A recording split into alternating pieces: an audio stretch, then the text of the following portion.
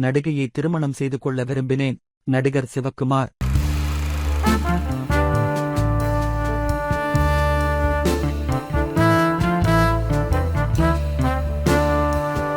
பிப்ரவரி 11, 1987 உடுமலை விசாலாட்சி பெண்கள் கல்லூரியில் கலந்துரையாடல் நிகழ்ச்சி நடந்தது. நடிகர் சிவக்குமார் அதில் கலந்து கொண்டார். மாணவிகளின் கேள்விகளுக்கு அவர் பதில் அளித்தார். உங்கள் மனதை கவர்ந்த ஆழமான பாடல் எது? இப்போது வரும் கதைகள் நம் மனதில் ஆழமாக பதிவதில்லை. அப்படியிருக்க ஆழமான கருத்துடைய பாடலை நாம் எதிர்பார்க்க முடியாது. சிவாஜியைப் போல தாங்கள் வசனம் பேசுவீர்களா?